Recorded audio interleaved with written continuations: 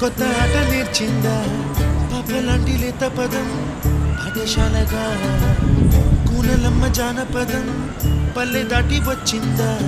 చవళిల జానతనం పాట చూపగా కుంచెలో తాగే చిత్రాలు ఎదురొచ్చేలా